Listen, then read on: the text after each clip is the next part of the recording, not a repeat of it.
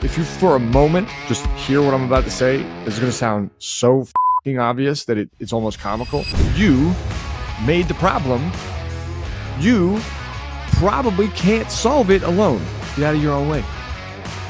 You got to recognize it, like the way you think got you here, the way you act got you here, the things you choose got you here. And that's okay if you start to say, hey, I got me here.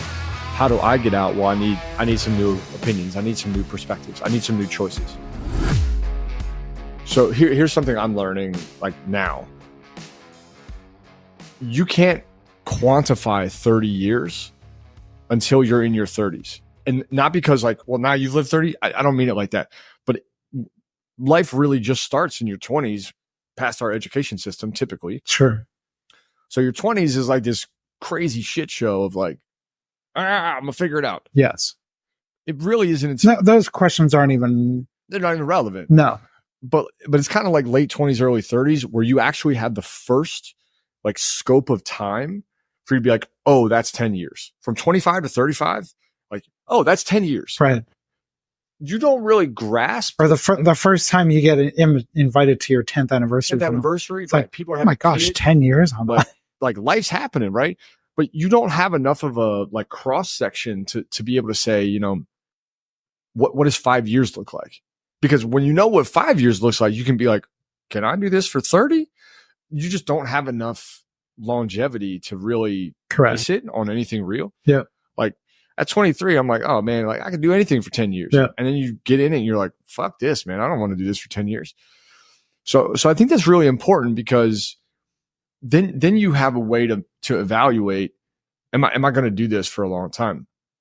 And here's something that I think about a lot because I've kind of done the same thing for like 15 years. And that's very rare at 35, 36.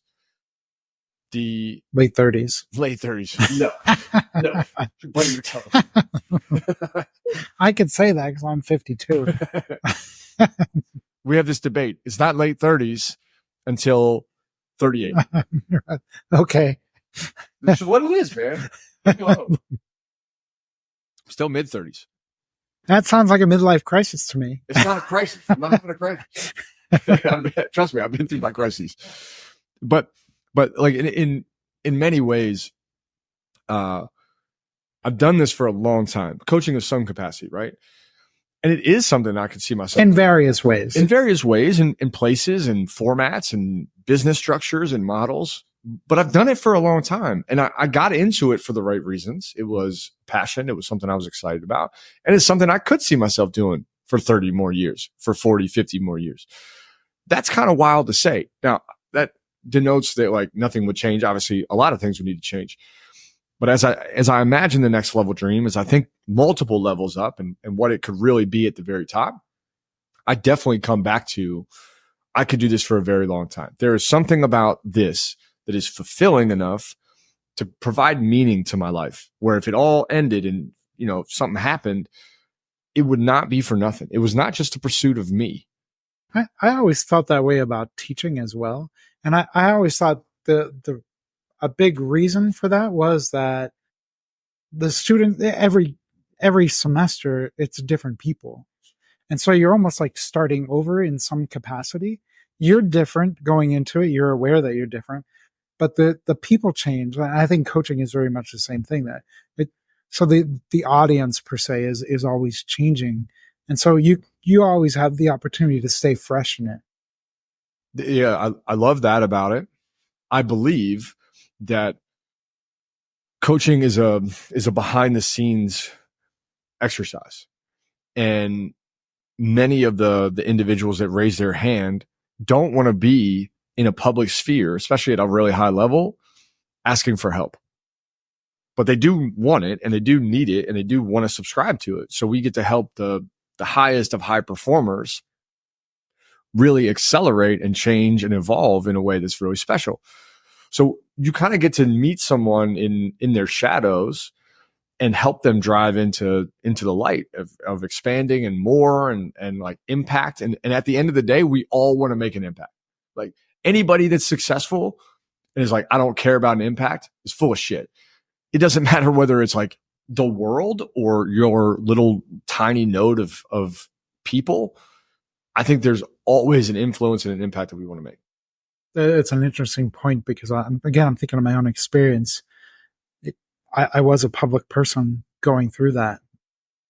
I'm seeing like 1,000 people a weekend typically. And so the fact that I had to ask for help just seemed to, everything seemed magnified because of the setting of which I lived and being this public person, because help felt this big when I needed it, when in reality I was just someone who was hurting at the moment. So back to this midlife crisis idea, right? Where the introduction of meaning is put front and center for your pursuits, where we start to evaluate and say, hey, is this taking me anywhere? Like, is this ever going to matter? And I think in a way, most of the things that we do don't have a matter beyond like a business application. Right. And that starts to bother us. It started to bother me, and I was 25 years old. Like, what are we doing here? What does this matter for anything beyond just this transaction? And when you start, a big part of my lesson was seeing in the world, seeing foreign countries. Like, you go to a foreign country, and $100,000 American a year is life-changing money. Yes. The way people interact with community is meaning, right? They have a network of people that, like, they know their neighbor. They like hang out. I had one experience where I lived in Baltimore where it was so cool. The neighbors, we all developed these really cool relationships. I'd go over to their place. They'd come over to mine. We all navigated COVID together. We were playing board games because we couldn't talk to anybody else. We were like polishing off our grocery bags together to try to make sure that they were not dirty. Polishing them off. I mean, it was like Lysol. We were, Right. That's what it looked like. Just, couldn't get a wipe anywhere. The Whole Foods, Lysol wipes were commodity. But as we did that, like this whole neighborhood became real. It was like I had people around me, and part of what I think is enveloped in a midlife crisis is an acknowledgement that you have no interdependence, that you like operate in a silo and nothing about your world is connected. It's an awareness that you are disconnected from something. Yes. And first and foremost from yourself. That's fair. That's definitely fair. So if someone listening right now, I mean, I think I would bet, I mean, I'm not a parent, but I'm going to speak just from experience, that parents, when their kids get to the point where they're graduating high school, moving on to college, there's a dramatic shift that takes place in a parent, because that quote unquote child is no longer dependent. Correct. And the parent has spent so many of the years of their life being in relation to this child. And now they get to a point where they don't know who they are outside of the fact that they're a parent. And like sort of an unnecessary parent. Right. Right. It's not the right way to say it, but you know what I mean? Yeah. But I like, if other things aren't going to do it to you and you're a parent, that's probably one thing that will begin to try to shift you in some way. Well, I saw a lot of that coaching athletes, right? They were 13, 14, 15. I'd sometimes coach them to 17, 18 off to college. And yeah, I think moms and dads were like, okay, but who am I? Because I've put so much about this kid, which I think it's good to put that much into your kid. And also, you still don't want to lose sight of you. Yeah. I watched parents put a lot of pressure on their kid for like their own mental framework. Yes. Well, this is who I am. Yep. Versus I'm me, she, because I was coaching girls. She is her. Now you could be anything. So that's she, he, they. But now we get to figure out how we both are interacting together as individuals, coming together to interact together versus like, I'm just going to do whatever you need. And I think the challenge to most people that are in this like midlife space is there's a prompt that you're going to have to address. There's a pain that you're going to have to address. And if you run from it, it's only going to get bigger. And it's going to it's like snowballing. Yeah. And then you do something silly and less thought out than it might be. If you sat down and dealt with what you're currently experiencing in this midlife state, if you just deal with it, it won't have this big effect. But I've also watched people go through this midlife crisis and burn so many bridges because they don't have a clue what to do. Yep. So if someone is currently in what we're sort of calling this midlife crisis effect, like what are they experiencing? What were you experiencing? How did it feel? So that we can put a label to some of these emotions. I was actually just thinking about it this week, just talking to one of our clients that I don't think at that point you have the ability to see very far.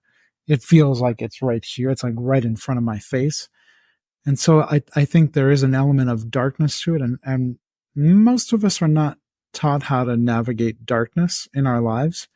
And so we lash out. We try to get rid of the darkness as quick as we can. So for me, it was, and I mean, I've told you this, I've told others this. The question I had to ask myself day in and day out was, is this choice I'm making moving me towards freedom?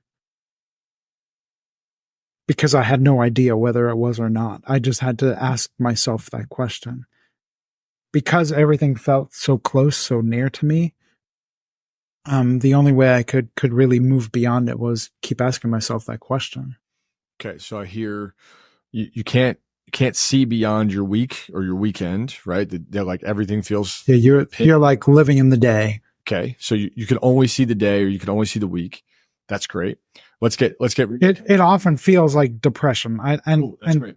Right. I mean, keep finding these feelings. And some describe it that way, and you could be depressed and and in the darkness at the same time. That lucky you if you're right. experiencing both of those. So in the dark, feeling like you can't see beyond a certain like really small distance. I love that. Depression. A lot of worry, a lot of fear. Yeah, lack of fulfillment. Lack of fulfillment. That's probably front and center. Yeah, that's often like the tipping. Yeah. So my sense, and I got this from a more connected. I was very in touch with mortality. I'll just put it that way. Like I really understood that from friends. Yeah, your own history. Like I for sure. But I do think that there is an edge of like, what do I matter? Like there's a fulfillment piece, and then there's also like a significance piece where we're almost like I'm invisible. Is that how you felt? Invisible, yes. Big time. The other thing I thought of was even if it isn't your mortality at that point, it's going to come in relation to like your own parents. Yeah, someone else. Where there's just not an answer to what's going on. Yeah, and that's really good. So like you have questions, but they don't have answers. Correct. There is no answer. Correct. Or no way to get an answer. Correct. And are you asking the right question at that point? That's fair. Which I think is why it's important to have a coach or someone else that can help you navigate that, because it's really important to be asking the right questions in those moments. Yeah. Or you'll just drive you further into the dark. The wrong questions beget the wrong answers. Correct. Yeah, I think there's also a doubt in what you know. Now it's what you think you know, but it is spawning from this doubt of, well, I thought that's how the world worked, or I thought this is what it was supposed to be, or I thought that if I had the blank, blank, blank, blank, blank Ferrari, that I'd be happy, or I thought that if I did these things, that how did I end up here? There's almost like a centralized doubt around, but wait, but I did all the things. Life feels flipped upside down. I like that. That's a great way to describe it. Because I think what I had wrestled with was thinking that Marty the priest was the real me, and what got flipped was like, oh my gosh, that actually is not me. This is me over here. Mask. Correct. Yeah. Yes.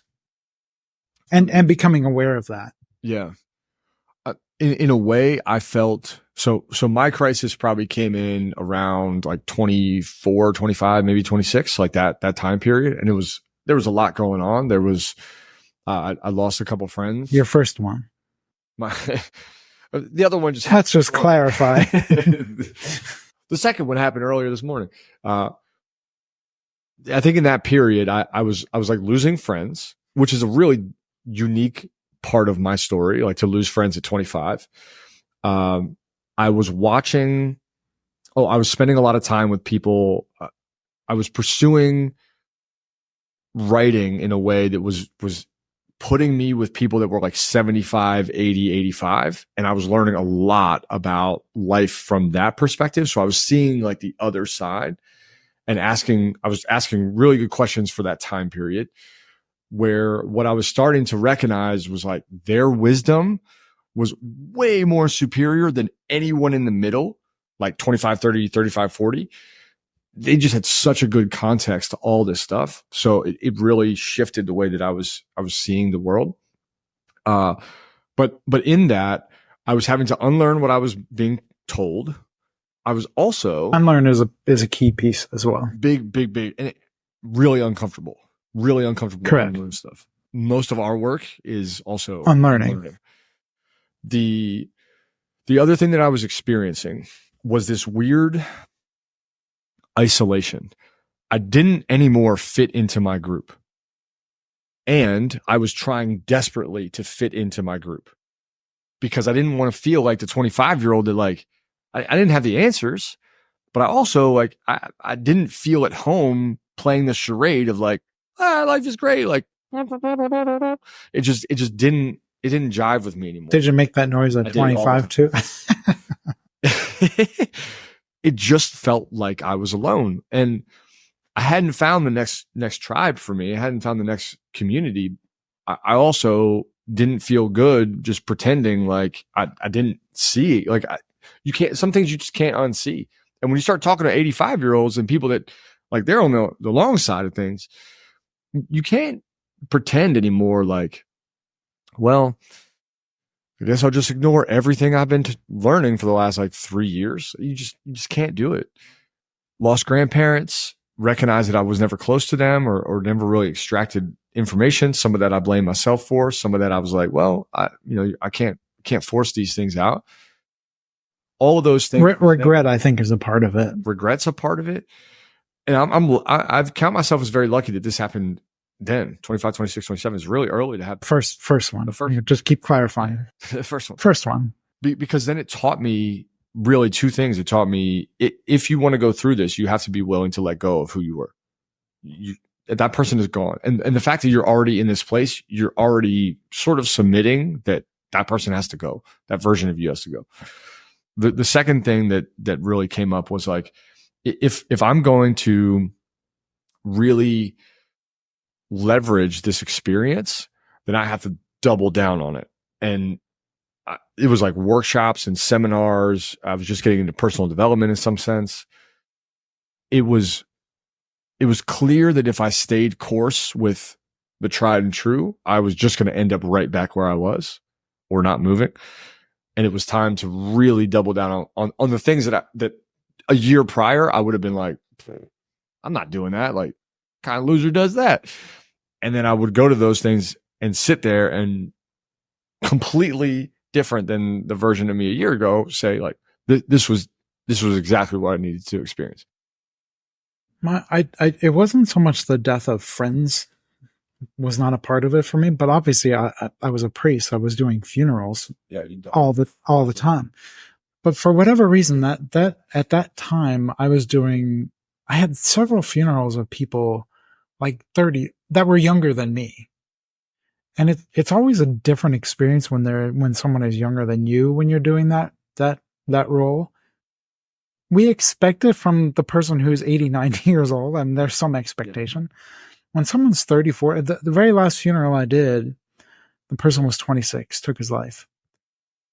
And I still remember being at Delaney Valley Gardens up in Cockeysville. Oh, yeah. I coached at Delaney High School for that funeral, and I'm like, and at that point I had already decided like I can't keep doing this. And I remember going back to my car and I'm like, I really have to stop this because I cannot handle it anymore. Wow.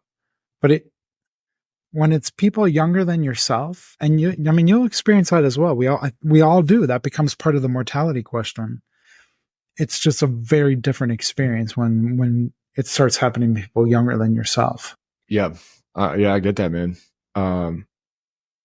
Yeah, I dealt with some stuff as a coach that was really difficult related to that. Dude, it's wild, man. I drove by that graveyard every day because I coached Delaney High School. Is right. It's 400 yards. Right, it's like right across the street. So, you know, here's one of the pieces of my mind that doesn't really get explored in like the effect that it has, but it is a big part of it. Go to a graveyard, just park and sit outside and stand there for 10 minutes and think about this. That's all you're going to be. A fucking rock. That's all you're going to be. So if that's all you'll be, why are you doing what you're doing?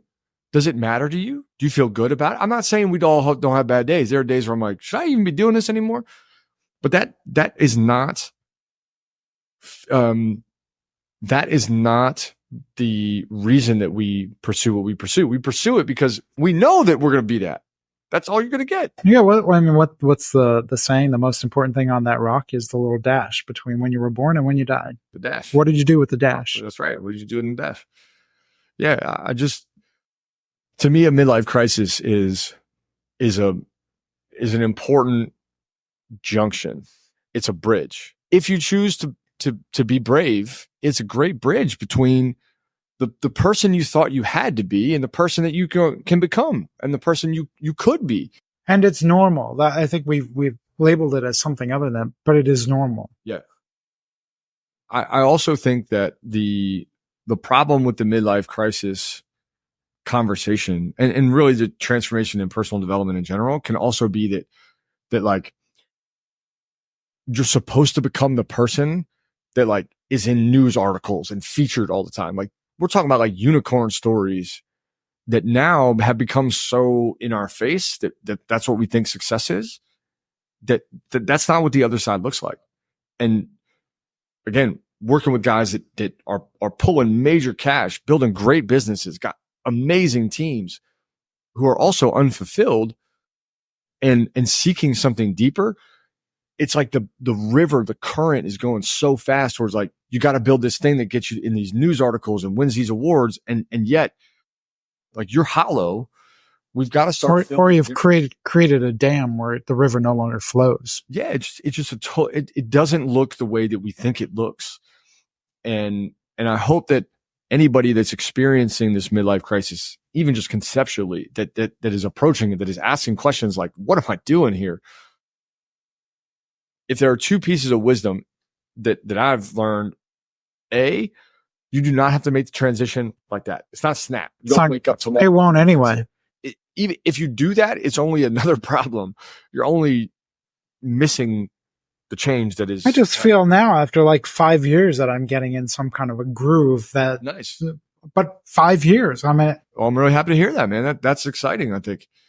So it's not just going to be like you wake up tomorrow, buy a Ferrari, and then it's all done. That just band-aids the problem and it doesn't fix it. It's going to be a slow process. You might still be in your job for 3 more years while you build yourself out. Correct. Or you figure out what the hell you want to do, or you understand yourself enough to say like, hey, this is where I'm going. Or you sign up for our coaching program and that shit's done in 6 months. That's what we do. So like, hey, you got to understand it's a bridge. I'm laughing because I always tell people, don't take my route where you just leave and not have a clue what you're about to do. Yeah. And I had to leave at that point, and others have to leave.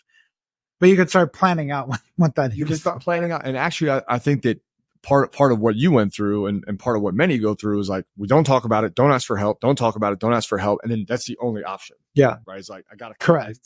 It's bleeding so much. Right. That's when I got to amputate. And then kick while you're down. Yeah. And it's like, this is why I didn't ask for help in the first place. Uh-huh. So if you're going through that, ask for help, get coaching, get programs, get support. Like there's lots of ways you can get help. And the public does not need to know that. That's right. Yeah. It can stay clandestine. I think that's okay. But like that's lesson number one is like, it's a bridge. And a lot of our work remains unseen to many and just happens. And then 6 months from now, you watch this guy come out of the flames. You're like, oh man, where you been? Like, I've been working on me. The second is that you cannot get out of this the way you came into it. So the things that you think will work won't work. And if you for a moment just hear what I'm about to say, because it's going to sound so fucking obvious that it's almost comical. You made the problem. You probably can't solve it alone. Get out of your own way. You got to recognize it. Like, the way you think got you here, the way you act got you here, the things you choose got you here. And that's okay if you start to say, hey, I got me here. How do I get out? Well, I need some new opinions. I need some new perspectives. I need some new choices. That kind of sums up the conversation I had this morning with this potential client of ours. She can tell you that she's done all this work on herself, but we were doing bars. I was doing bars with her because it still comes back to these beliefs. Those beliefs are not going to move you forward in the way that you are unless we begin to change things. It worked for a point, and you could be thankful for that it has gotten you here. For sure. It's not going to get you to the next level. At some point, you have to be able to acknowledge, and she's at least aware of it. Yeah. Then you could start to say, all right, what does that next version look like? I do think that historically, the first crisis you approach with like a debonair and a bravado and a confidence and like just, it's an arrogance. But we think it's those things. Correct. But we're like, I got this. Yeah. Don't worry. Leave me alone. Correct. The second, third, and fourth, we're just like, okay, all right. Who do I need to talk to? We almost like surrender to that so much. Like I do, where I'm like, fuck our coach. Same thing. Like, don't know how to do this. Realize I'm at a bridge, but I can't walk the bridge alone. Or I don't know which bridge to choose. It just, if you've been through it once, and there's a great quote. I don't remember who said it or where it's attributed, but the quote is like, a successful person has essentially gone through 7 reinventions of self. Like a truly successful person, 7 iterations of self. Well, if that's true, how fast can you go through iteration is the question.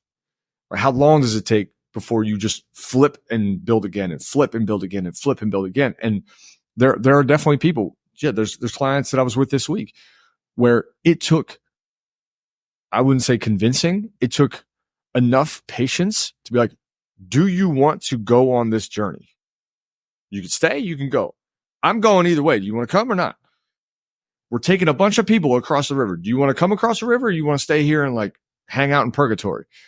And it takes purgatory. Oh, it is purgatory. It sucks. Do you want to come or not? And what we do is very particular for a very particular person who's ready for a particular solution. If that's not you, we'll just tell you no. If I know that we can help you, I'm just going to say, hey, look, here's the boat, get in or go. Like, pick one.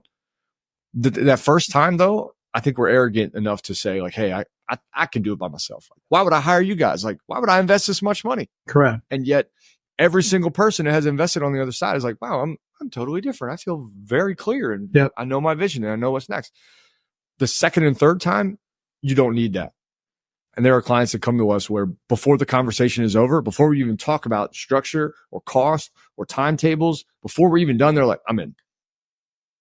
They just know. They get it, right? They get it. There's an emotional resonance and they understand what it takes to get there. And I don't judge either one of those circumstances because I was also the one to be like, hey, I can do this by myself. Absolutely. I just burned 3 years. I literally burned 3, which in the context of things is not very much. Correct. But 3 years is a long time to sit and burn, to sit and stew on like, I'm not where I want to be. I'm not who I want to be. Maybe we call it midlife emergence. It feels like a crisis. And I get that. But that has also been horribly overused. Like definition of crisis, because I actually think this might be relevant. Crisis. Dictionary, a time of intense, difficult trouble or danger. I think that's actually a great definition because you are in danger.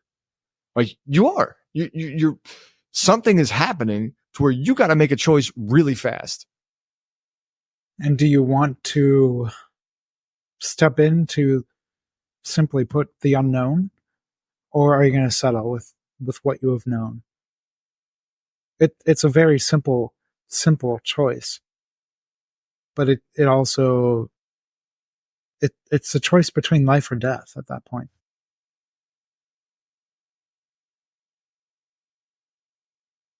I feel like the idea of a midlife crisis and the way we talk about it is also incredibly shameful.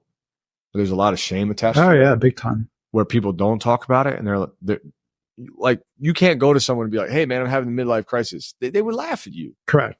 Suffer alone. So we would need a different word to say like, "Hey, I don't know, I'm experiencing some doubts, or I need change." I don't know. I mean, I've told you I've been reading a guy named Chip Conley, who has I forget the name of his academy, but it's for midlife, helping people navigate midlife. He says, outside my generation, it's millennials that are coming because they're finding themselves in that situation already, which is why he kind of broadens the idea of, in terms of age, that it's often millennials that are coming at this point because they're looking for more out of life. Yeah, I get it. We're all looking for more out of life. It's the 4-letter word we all want. More. MORE. You know, if you're an entrepreneur, the question that I ask everyone is, why'd you start? Ask everybody. Whether you're worth $2 or $2 million, it doesn't matter. Why'd you start?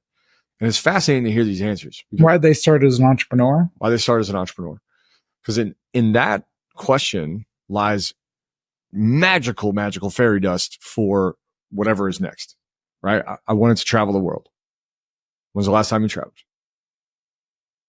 I wanted to spend more time with the family.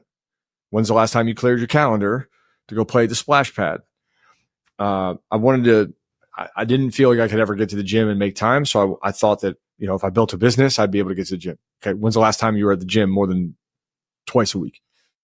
And almost in the genesis of being an entrepreneur, in the birth of being an entrepreneur, you have this intention, and then you get lost playing the same game that you left the business playing, right? You left the business didn't leave you. Yeah. Or corporate, whatever you want to call it. So you leave this job and you replace it. And it gets really difficult at times. Like I get it.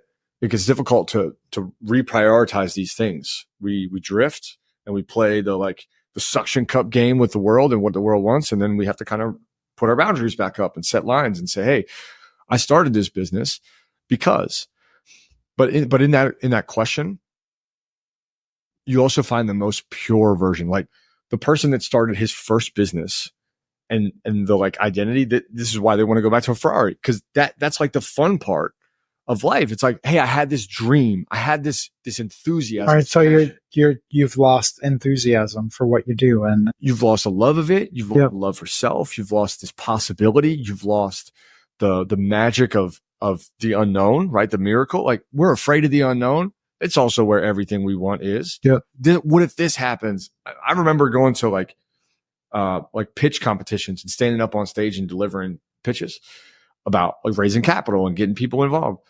And the most fun about it was not being on stage. It was not the conversations afterwards. It was not the yeses that we got. It was actually, if I really look back at it, it was the preparation process with the team. That's what I loved the most, the prep, the practice. And same with sports, right? What makes a good athlete is not, can they play well in the games? Jordan is on record saying this. LeBron has done the same. Like, you got to love practice. And I think that's where the crisis comes in, is like, if you don't like your repetitions, you're in for a long ride. Yeah. You gotta learn to love the journey. And if it's just the wrong journey, you got to be willing to make incredibly uncomfortable choices to get to a place where you do. I mean, I think of that through my experience as when I taught.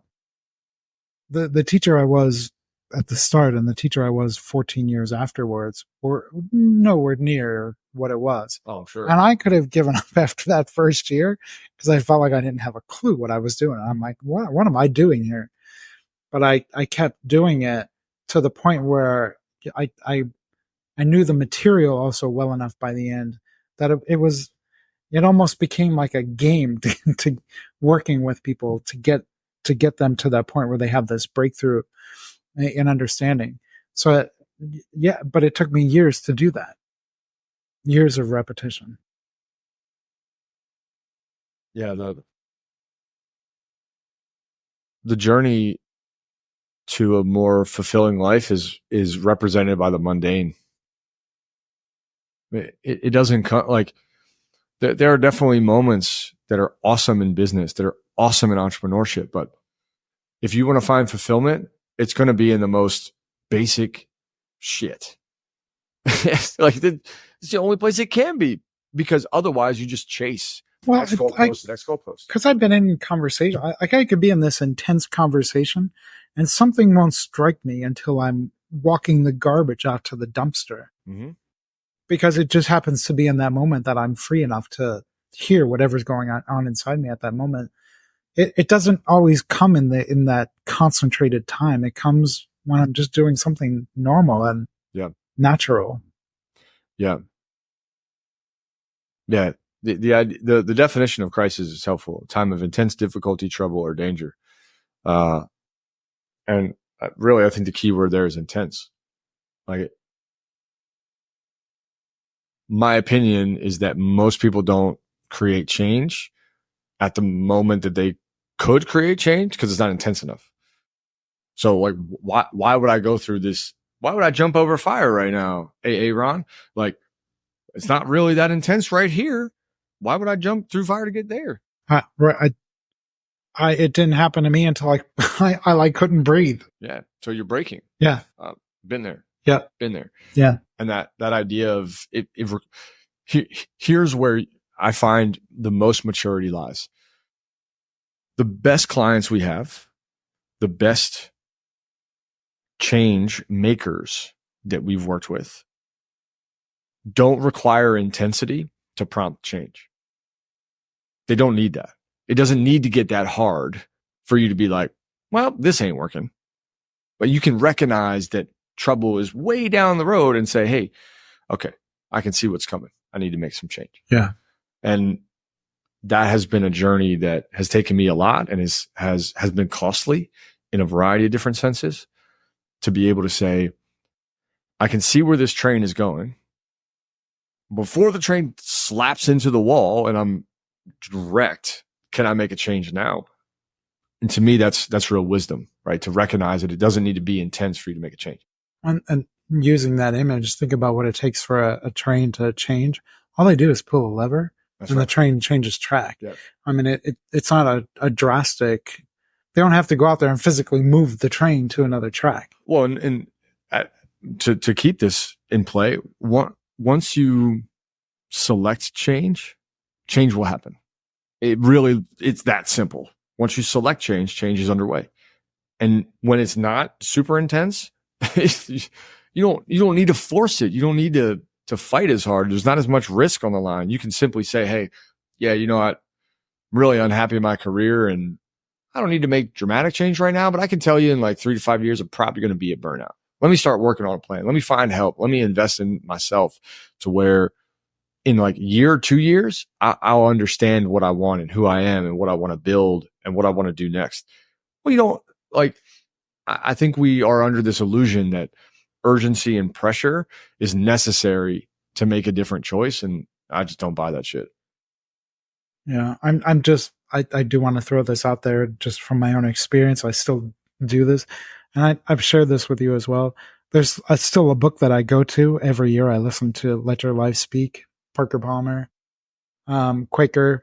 I still go back and listen to that book it was so instrumental to me in that moment. He's still alive. I think he's late 80s at this point. Oh my God, let's definitely get him on the podcast. But I still go back to that book once a year and at least listen to it because it was so influential in that moment. Because it's in many ways his own midlife crisis that he goes through, and so much of it was which is where I got the depression piece, because he talks about that experience. But yeah, Let Your Life Speak by Parker Palmer was nice. What are some other recommendations, just as we kind of wind down here, for what people can do, either feeling like they're at this midlife crisis space, right? They're feeling the intensity, or they're not sure if they're there, but they're mindful of it. If you're even asking the question, you're probably at least on the verge, on the verge of it. I mean, I still think that the number one thing is to get help. Like, I don't know anything more to say, and I know that's hard for many of us to be able to ask for help. Mm-hmm. But it still is going to come down to that. You're going to have to ask for help because the way things you did before no longer work. They're not working to get you to the next level and out of that space. Ask for help. Ask someone. Nice. Ask us. You're going to start to be aware quickly who understands and who doesn't. And you'll start to understand who's been through it. Yeah. That can help you. The person that just tells you to, like, as it was for me, suck it up, deal with it, so has not been there, has not been through that experience. Yeah. Yeah. No one that's been through it would speak like that. No. It's a sacred moment in many ways. Yeah. To become the person you're really meant to be. Yeah, I really appreciate that. I think there's a lot of wisdom in that comment too. You know, I am very, very grateful for the crises that I've walked through, because it allows me to show up differently when people are in them. I don't think I would be nearly as effective as a coach if I was not to have walked through that so many times, like the re-identification of who I am. So I am grateful for that. Well, you can end up doing more harm than good with the person if you haven't been through it. Yes. Oh yeah, you're like sort of in pretend bullshit. Yeah, in pretend land. Just fix it right. Right. You're all good. Yeah. This. Yeah. Quit. Yeah, let's try a new job. Like, cool. But I think another resource that has been helpful. There have been a couple books that I think in the process of understanding a crisis that can be very helpful. Actually, one book that was markedly good for this is Will Smith's biography. I think his autobiography. I don't know. Did he write it? He wrote it. Autobiography. I'll never get that right. There's. Can we reenact and I'll come over and say? I don't know that made it in the bio. I don't know if that might have been before the slap. I don't know. There's the slap. The slap. There's another book, The Way of the Peaceful Warrior. Oh yeah, that's a great one too. Great one. Yeah. Sort of parable oriented. Yeah. Trying to think of some others that were really good. Celestine Prophecy. Yeah. Was another really good one. Yeah. You know, these are often like they're bigger than business. And I think for anybody that's in business that is experiencing this, you have to get out of the business conversation because it's a bigger than business problem. Yep. And it's good. Don't buy a business book. It's not going to. Yeah. And like it can be a lot of other kind of books, but a business book will not. It's going to have to be something that's internal. It's an internal kind of work. And it can be from a business person. Correct. Who's been there. But it has to be a business person that's kind of navigated cataclysm. Yes. Like a complete reset and a complete rebirth. Another good book, Die with Zero. Another good book, Second Mountain. Those are great books. Those have thematically helped reorganize to like, what are we climbing for here? Both really good. They're coming. They're definitely on their way. I would say the other thing to do, the thing that helped me was also journaling, was writing through that experience. Because I felt when I couldn't express it to someone else, I had to be able to express it somewhere. and writing became a good avenue to express what was going on. Yeah. Yeah. Look, this is a strange comment to make, but it's one I believe in. You know, if you think that going and spending $220,000 on a Ferrari is going to fix your problem, spend $220,000 on you, because you're the problem. Like, you're the problem, bro. And that seems crazy to drop that kind of cash on you, because there isn't a thing until you have been through enough of investing in yourself. You have been through enough hardship to recognize that if you drop $220,000 on a car, all you have is a machine. If you drop $220,000 into you, you have a brand spanking new you. The thing, if it's the Ferrari, whatever it is still part of the old way of thinking. Now, that's the old way of thinking of how I fix this. Yeah. Well, all the machine can do is operate to you. If you upgrade you, you're going to drive any machine differently. Yeah. You're going to see it different.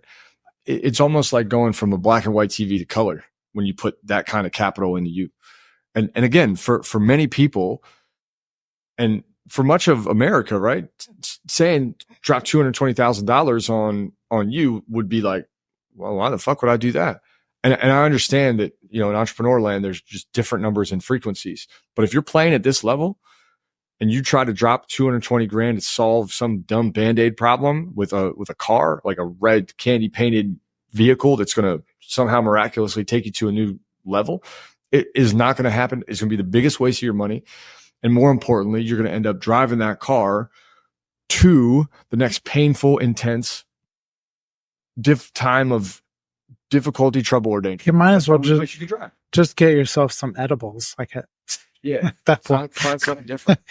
Don't spend $220,000. Yeah, it's crazy. I mean, we have programs that go up to $100,000 and beyond, and every single person that's invested in those, in any of our programs, initially doubted that the ROI was positive, and by the other side, they are happy to talk to anybody and say, like, this is what I really got out of the program.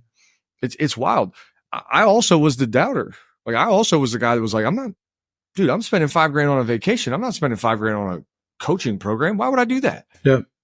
And now, which is a topic for another day, because part of it is also, I think that plays into it, is worth. For sure. My worth. For sure. But now that's a trigger that we pull pretty fast. Yep. Like programs, learning, experiences, vision, like those are things we invest in as an organization, as a duo, as individuals. Like, hey, go. I think I told you this week. Like, go work on vision. Yeah. That's a totally different way of operating. Like, whatever your work hours are, the best thing you can do, work on vision. It's just a different way to think. And if you're in this midlife crisis space, you've enjoyed this conversation today, like, please reach out to us. Doesn't need to be because you. How could they not have enjoyed it?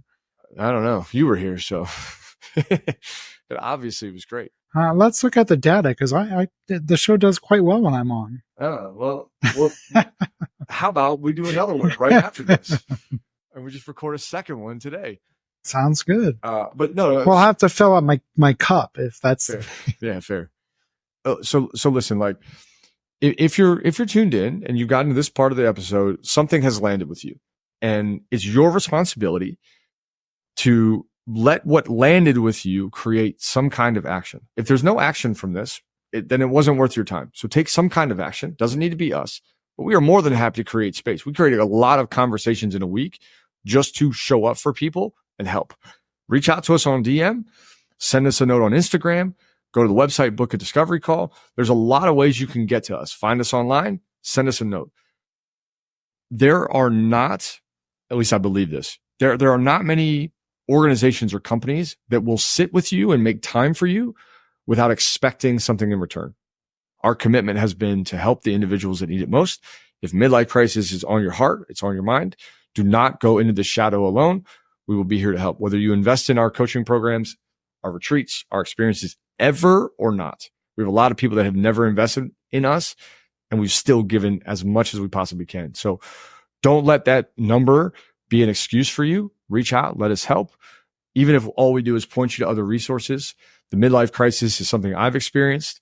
It sounds like Marty has experienced at a deep level. We would be happy and honored to serve you on your way. just be sure to get out of your own way, raise your hand, and ask. If you want more information about what we do, we can happily talk about it. Until then, check out the other podcast episodes. Go to getoutofyourownway.coach. Follow us on Instagram at Aaron Velky, at Marty Noki, and we will see you on the very next one.